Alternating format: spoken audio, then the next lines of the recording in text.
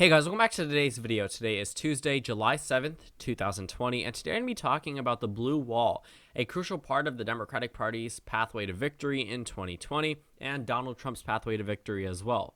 Now, they call this the blue wall because no Republican has broken through it for, around 3 decades up until Donald Trump's 2016 election victory. Wisconsin, Michigan, and Pennsylvania had been Democratic strongholds for quite some time, and it was very surprising to see it go to the Republican nominee, especially since a lot of people expected Hillary Clinton to win the election. So the blue wall is a target for the Trump campaign because if they did not win the 3 states, Wisconsin, Michigan, and Pennsylvania, Hillary Clinton would be the one running for re-election at this point. Looking at those 46 crucial electoral votes, the Republican Party has to do a little bit of damage control in each of these 3 states. After a lackluster 2018 showing for them in the House elections, governor elections, and Senate elections, they need to bring more energy into 2020. Donald Trump carried these states by less than 1% each, 0.77% in Wisconsin, 0.72% in Pennsylvania, and 0.27% in Michigan. It seems that the Trump campaign and the states themselves love the number 7. But besides that, it seems that these states, of course, will be prime targets for the Biden campaign. These are 3 states that went to Barack Obama by very solid margins in 2008 and 2012, which again, why it was such a surprise to see Donald Trump with such a strong victory over Hillary Clinton in states that weren't even expected to flip, in the next couple of decades. So focusing on these 3 individual states that by themselves, that still leaves around 139 toss-up electoral votes. So while these 3 states may be the easiest pathway to victory for the Democratic Party, it is also easy for them, not necessarily easy, but possible for them to win the election without those 3 individual states. The entire 46 electoral votes that gave Donald Trump the presidency in 2016 could be completely negated by a Texas flip to the Democratic Party. Now, I know it's more likely that the Rust Belt states go to Joe Biden than Texas itself, but it just shows that the numbers actually will make sense for the Democratic Party even without those 3 states individually. But I saw this article out that discussed the blue wall itself and how they proclaimed that the blue wall has been rebuilt. And I do agree with that. I do think the Democratic Party has, taken a number of efforts, a lot of things that the Clinton campaign failed to do in 2016, and they're still ramping up efforts in these 3 individual states. I think the fundamental problem with the Clinton campaign was that they completely neglected these 3 states and treated them as if they were safe Democratic states. And arguably, I think if they had gone back in the election and did anything different, I think this would probably be one of the last things they changed if they had not known the election results. Notably, number 1, they have Tim Kaine on the ticket. He only really helped in Virginia. He didn't really excite any minority voters. While Hillary Clinton won them over in the Democratic primary, she didn't do well with them in the general election. It was 59% turnout amongst Black Americans nationwide compared to 66 in 2012. So that 7% difference made all the difference in those 3 states themselves. In Milwaukee and Wisconsin, in Detroit and Michigan, and Philadelphia and Pennsylvania, even though the DNC was literally held in Virginia, the Democratic Party didn't have enough energy to overcome Donald Trump's victories there. So these 3 states, they the Clinton campaign didn't visit them. Hillary Clinton had not visited Wisconsin since the Democratic primary. Keep in mind that state had not seen a single rally or any type of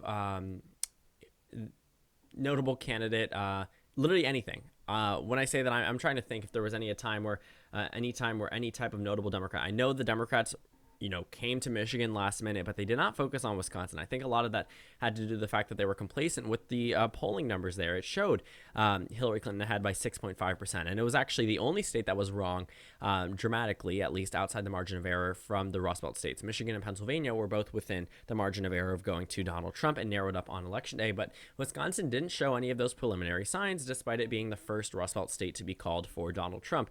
So I actually don't think there was a single, campaign stop by the Clinton campaign in Wisconsin that was notable. Obviously, they had phone banking and efforts such as that, but Hillary Clinton herself had never visited it since the primary. Tim Kaine did not visit.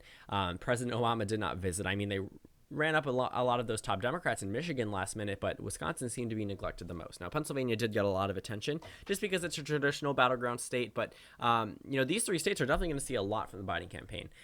They're definitely going to be making a number of campaign stops there, at least virtually, throwing a lot of money in ads and phone banking, and try getting people out to vote and register to vote. Looking at these states don't have exactly the largest African-American population, but it is enough to sway an election. And I will say that these 3 states seem to be very outraged against President Trump at this point. And it's not just me saying that. If you take a look at the data in Wisconsin, Donald Trump has a 45% approval rating. Not too bad, I guess you could say, but that's the highest out of all 3 Rust Belt states. 52% of the state disapproves of him. I'll talk about why this is such a negative thing for him in just a moment. We move over to Michigan, 42% approval rating, 55% disapproval rating, and overall net negative 13 approval rating for Donald Trump. Looking in Pennsylvania, 42% of Pennsylvania's constituents approve of Donald Trump, while 53% disapprove, and overall net negative 11% statewide. So these 3 states voted for Donald Trump again by a margin of less than 1%.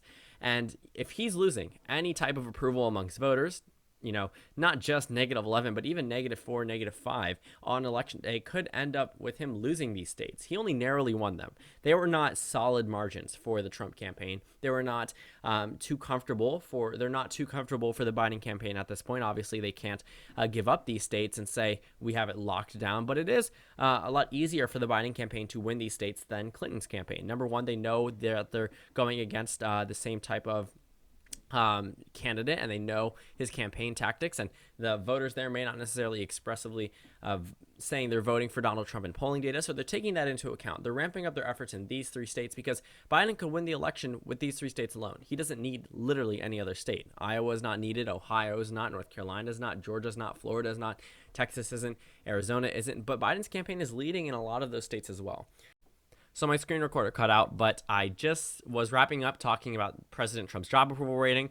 While if he loses any type of support from 2016, it's pretty much over for these 3 individual states, which is why we need to go ahead and take a look back at the polling data that we have right now and compare it to 2016. I think Biden actually leads by the same exact margin that Hillary Clinton led on Election Day in 2016, so we'll get to that in a moment. But Joe Biden currently leads by 6.5% in the state of Wisconsin, by 6.5% in the state of Pennsylvania, and by 7.5% in Michigan. So I think the problem with the Trump campaign is that Hillary Clinton only led by 3.4% on Election Day, and in a 2-way race, only by 3.6%. So it was actually more. That's a larger margin, but it was within the margin of error, and Donald Trump ended up getting it by 0.3%. So it swung by around, I guess you could say, 4%. Even if you compare it to the 2020 data we have right now, you swing this race by 4%, assuming Donald Trump has lost no voters from 2016, he still loses Michigan. The same can be said in the state of Pennsylvania. In the state of Pennsylvania, Hillary Clinton led by 1.9% on Election Day, and in a 2-way race by 2.1%. This race essentially swung by 3%. If you swing 6.5% by 3%, he still loses Pennsylvania. Now, this is assuming that Donald Trump has not lost any voters from 2016. He did not win Pennsylvania by a majority. He won by a plurality. He did not win, Michigan by a majority. If you take a look at the numbers, he won by a plurality. So while Donald Trump may not be losing voters, Joe Biden is certainly gaining them. A lot of those third-party voters that either voted for Jill Stein or Gary Johnson are moving over into the Biden campaign. And if you take a look, not just here, Wisconsin is the only state that was fundamentally wrong in 2016. Clinton led by 6.5% on Election Day. The final results were Trump plus 0.7%. Within a 2-way race, it was the same numbers. So it swung. And if you do swing the numbers that we have right now, Donald Trump would carry Wisconsin, but that's 10 electoral votes that likely would be counteracted by Arizona, and that's assuming, considering a lot of these polls have adjusted for their 2016 errors and the media's 2016 errors as well, so they've started to get more accurate data. The Biden campaign, is outperforming Hillary Clinton. Not only are they leading in these 3 states, and yes, Wisconsin, if swinging by the same exact margin as 2016, this is not 2016, spoiler alert, but if it was, Biden would lose Wisconsin, but Biden would carry Arizona. He would carry Florida. He would carry North Carolina. So while Biden may not necessarily be running up the numbers much larger than Hillary Clinton in Wisconsin, he's still at a pretty substantial margin. And 6.5% is nothing to laugh at if these polls have gotten more accurate than where they were 4 years ago. Taking a look at the 2018 midterm elections as well. Not only did the Democratic Party gain seats in the 3 states, except for Wisconsin, that one stayed around the same. The Senate elections, the Democrats held on to a Senate race in Wisconsin, Michigan, Pennsylvania. There was a governor election in Wisconsin, Michigan, Pennsylvania. All three went to the Democratic Party. There's a special election in Pennsylvania before the midterm elections, went to the Democratic Party. Connor Lamb. It's since redrawn the districts in the state of Pennsylvania. But if you take a look at the three states themselves, the Democratic Party won the popular vote in all three in 2018. And it looks like the Democratic Party is actually entering in with the same amount of energy. 2018's turnout rivaled presidential election turnout. 60 million votes for the Democrats. That's the largest amount of votes any party has gotten in a midterm election. So that's nothing to laugh at. The Democratic Party is doing something that the Republicans didn't do in 2014 or 2010, and that's drive up turnout. Now, whether or not that's against Donald Trump doesn't mean much, because this election, Donald Trump is on the ballot, and angry voters can 100%, express their angriness with the president. They're upset with how he's treating the Oval Office, and we're seeing it in Pennsylvania, -11, -13 in Michigan, and -8 in Wisconsin. So yes, I do agree that the blue wall itself has been rebuilt. While I don't think the Democratic Party is going to win Ohio or Iowa, given the current political climate and just how much they voted to the right in 2016, I will say that the Democratic Party has since locked down these three individual states. The only state I could say that I could possibly see going for Donald Trump, though I don't think he is the favorite to win it, is Wisconsin. Other than that, those two other states, and to be completely honest with you, I think all three will absolutely go to Joe Biden on Election Day, thus handing him the presidency if he retains every other Hillary Clinton state, because that's just how the numbers goes, and that's what we're looking at right now, based off 2018 data, based off current election data, based off primary performance data, based off literally everything, approval rating data for President Trump. He seems to be underwater in three states he only carried by less than a percentage point. So thank you guys so much for watching this video. Make sure to comment down suggestions below. Go ahead and check out the video on your screen and then a playlist and our Instagram and Twitter. The Instagram is Let's Talk Elect and the Twitter is LT Elections. Please consider subscribing on the left if you haven't already. There should be a little circle for you to click. And again, thank you guys so much for watching this video. Please consider joining as a member on this channel, and I will see you all tomorrow.